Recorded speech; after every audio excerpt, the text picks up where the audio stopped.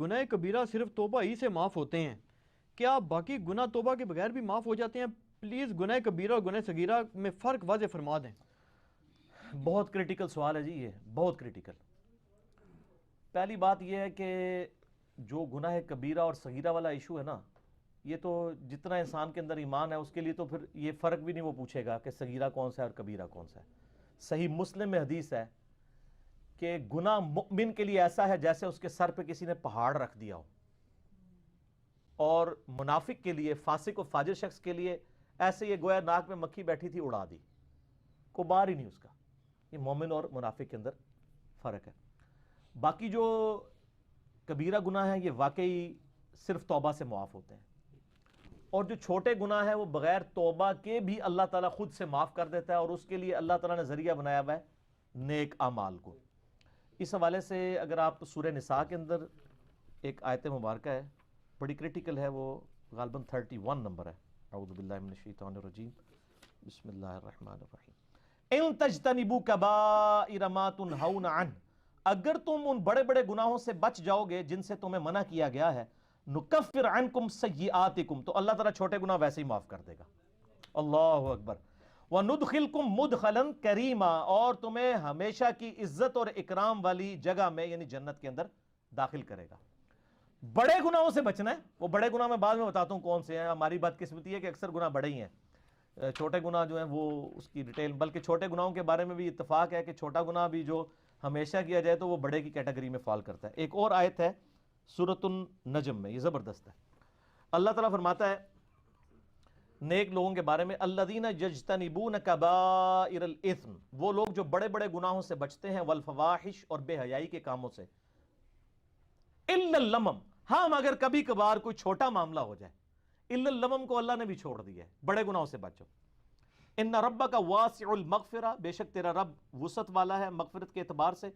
हुआ अअलमु बिकुम, वो तो तुम्हें उस वक्त से जानता है, इज़ा अंशअकुम मिनल अर्द, जब तुम जमीन से उगे थे। हाय हाय हाय, इंसान भी जमीन से उगा है, क्योंकि इंसान जिस मनी के कतरे की पैदावार है, उस वो मनी कैसे तैयार होती है? उस खुराक से जो जमीन से निकलती है। किधर तक अल्लाह ताला ने बात की है। वाइदा अंतुम अजिन्नतुम फी बुतूनी उम्महातिकुम, और जब तुम एक छोटे से एम्ब्रियो और जनीन की शक्ल में मां के पेट में होते हो, वो तो उस वक्त से तुम्हें जानता है। फला तुज़क्कू अनफुसकुम, तो मत कहा करो मैं बड़ा परहेजगार हूं। हुआ अअलमु बिमन इत्तका, उसे खूब मालूम है कि कौन कितना परहेजगार है। और जो खुदा आपको जमीन से उगते वक्त से उस एम्ब्रियो से लेकर पैदा होने तक और मरते दम तक जानता है, उसको उससे कुछ चीज छुपी हुई है।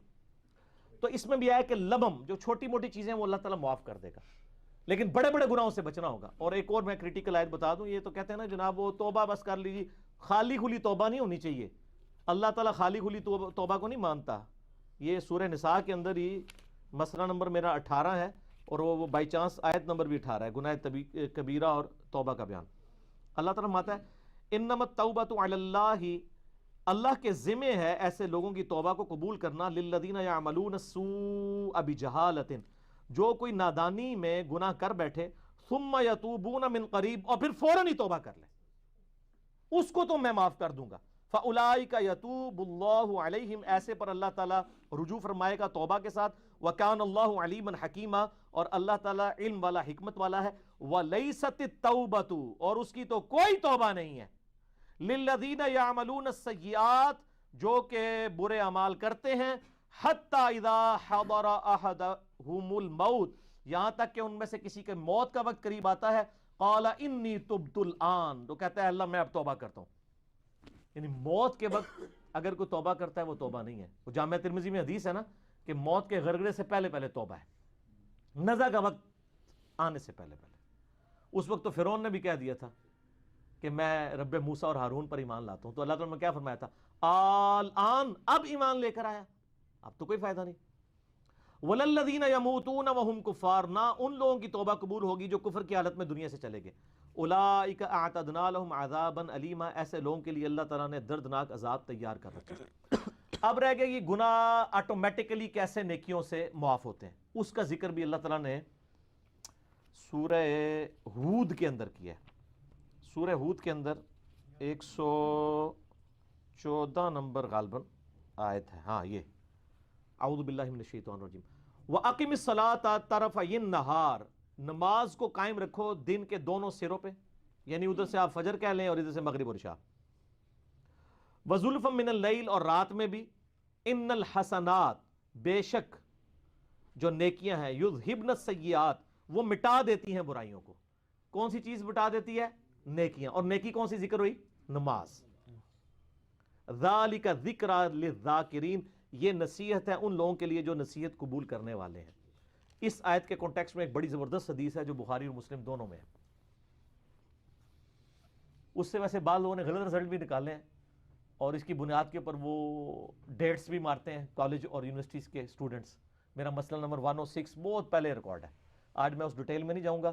میرا یوٹیوب پہ ایک کلپ ہے ویلنٹائن ڈے کے اوپر، اس میں نے 17 حدیث بخاری اور مسلم سے بد نگاہی اور اس سے ریلیٹڈ بیان کی تھی. میں آج سکپ کرتا ہوں. بہر بخاری اور مسلم میں ایک حدیث ہے، ایک صحابی نے کہا یا رسول اللہ صلی اللہ علیہ وآلہ وسلم، آج یعنی مدینے کے کنارے پر میں نے ایک عورت کو گلے لگا لیا، نامحرم عورت کو، لیکن میں نے اس کے ساتھ وہ ایکسٹریم تعلق قائم نہیں کیا، باقی سب کچھ کیا، تو مجھے پاک کر دیں. تو آپ صلی اللہ علیہ وآلہ وسلم نے فرمایا نماز پڑھو، اللہ تعالیٰ یہ گناہ معاف کر دے گا. اور پھر آپ نے یہ سورہ ہود کی آیت نمبر 114 تلاوت کی کہ نماز کو قائم رکھو دن کے دونوں کناروں کے اوپر، رات کے اوقات میں بھی، بے شک نیکیاں برائیوں کو مٹا دیتی ہیں. لیکن یہ اس صورت میں جب ایک آدھ دفعہ غلطی ہوگی. اس پہ بھی اجماع امت ہے کہ چھوٹے گناہوں کو چھوٹا سمجھ کے بار بار کرنا یہ خود گناہ کبیرہ اور بغاوت ہے. اس سے ایک واقعہ ورنہ چھوڑ دیا. اگر وہ حضور کو اس وقت یہ کہتا ہے یا رسول اللہ صلی اللہ علیہ وسلم ابھی تو معاف کروا لے تو میں پھر جا کے کراں گا، تو پھر آپ کا کیا خیال آگے سے فتویٰ کیا آتا؟ ٹھیک ہے، تو غلطی ہو گئی فوراً رجوع لائیں. بخاری مسلم دونوں میں حدیث موجود ہے. آپ صلی اللہ علیہ وآلہ وسلم نے فرمایا بتاؤ اگر کسی کے گھر کے آگے سے نہر بہتی ہو، اس میں 5 دفعہ غسل کرے، اس کے جسم سے کوئی میل اس میں باقی رہ جائے گا؟ صحابہ نے کہا نہیں. تو فرمایا 5 نمازوں کی مثال ایسی ہی ہے. حتیٰ کہ صحیح مسلم میں ایک حدیث ہے کہ اگر بڑے بڑے گناہوں سے بچا جائے تو ایک نماز سے دوسری نماز، ایک جمعے سے دوسرا جمعہ، اور ایک رمضان سے دوسرا رمضان، درمیان کے سارے گناہوں کا کفارہ بن جائے گا. آپ کو کہ میں رمضان میں نماز پڑھوں اور اگلے رمضان میں نہ، اس میں پہلے الفاظ ہیں کہ انجینئرنگ پہلے ہوئی ہے، اگر بڑے گناہوں سے بچا جائے تو نماز چھوڑنے سے بڑا گناہ کون سا ہے؟ صحیح مسلم میں 246 نمبر حدیث ہے انٹرنیشنل نمبر کے مطابق کتاب الایمان چیپٹر میں کہ بندے کے کفر اور اسلام کے درمیان فرق نماز ہے. وہ تو بہت بڑی عملاً کفر کی طرف لے جانے والی چیز ہے. ٹھیک ہے، سب سے بڑا گناہ نماز کو چھوڑنا ہے. تو ایک نماز سے دوسری نماز درمیان کے گناہوں کا کفارہ بن جاتا ہے. ایون وہ تو بخاری مسلم میں آتا ہے جب وضو کرتے ہیں تو اس سے بھی گناہ دھل جاتے ہیں. ٹھیک ہے، تو یہ یعنی کبیرہ گناہ صرف توبہ سے معاف ہوں گے، چھوٹے موٹے جو ہیں وہ اس طرح.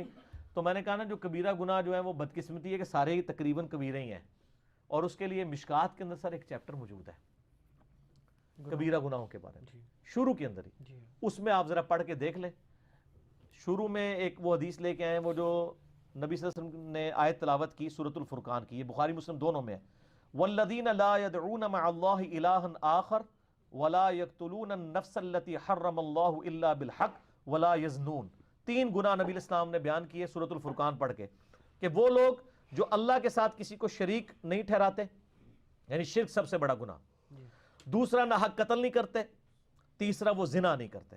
پھر آپ صلی اللہ علیہ وسلم نے یعنی یہ آیت جو ہے یہ دلیل کے طور پہ بیان فرمائی، اور اس سے پہلے فرمایا کہ سب سے بڑا گناہ جو ہے وہ شرک ہے، اور اس کے بعد یہ قتل کرنے والا، اور پھر اس طریقے سے زنا. اچھا، اس کے بعد ایک بخاری میں حدیث ہے کہ بڑے گناہوں میں والدین کی نافرمانی، قتل کرنا اور جھوٹی قسم اٹھانا. سر گن دے جاؤ، یہ صرف بخاری مسلم میں جو بڑے گناہ آ رہے ہیں، صحیح ضعیف کا چکر ہی کوئی نہیں، صرف بخاری مسلم میں. پھر بخاری اور مسلم کی ایک حدیث ہے کہ جھوٹی قسم اٹھانا گناہ کبیرہ ہے. پھر اگلی حدیث پھر بخاری اور مسلم کی ہے کہ 7 کبیرہ گناہ ہے. اللہ کے ساتھ شرک کرنا، جادو کرنا، قتل کرنا، اللہ کے حرام کرنے والے کو حلال ٹھہرا لینا، سود کھانا، یتیم کا مال کھانا، میدان جنگ سے بھاگ جانا، اور پاک دامن عورتوں پر تہمت لگانا. لو جی، پھر اگلی حدیث بھی بخاری و مسلم سے، اس میں زنا اور شراب نوشی کے بارے میں آیا ہے کہ یہ کبیرہ گناہ ہے.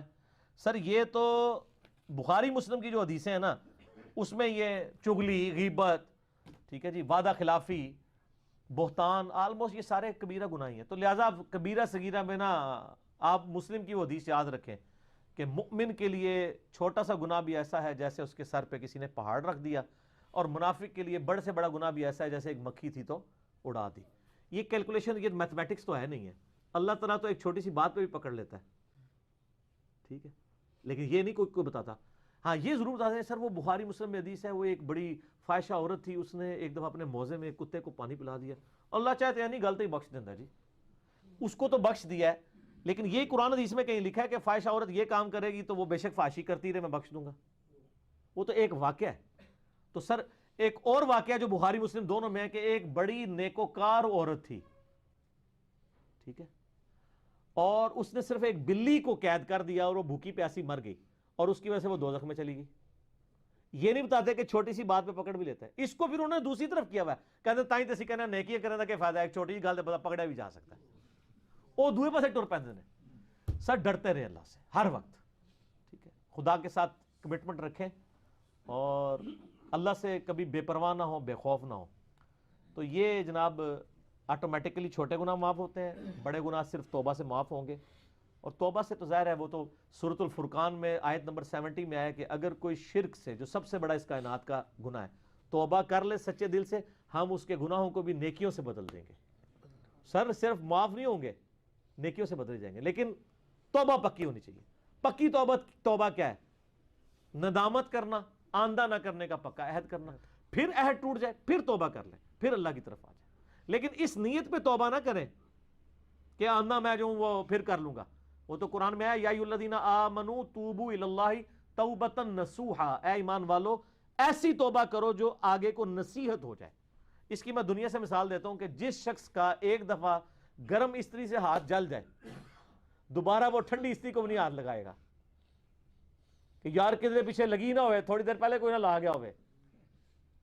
تو بس اس طرح کا اگر آپ کا ریاکشن ہوگا نا اپنے پرانے گناہ کے بارے میں کہ یار وہ پہلے ہو گیا سی ہوں تو میں کرنا ہی نہیں، تو بر آپ کی توبہ قبول ہے انشاءاللہ.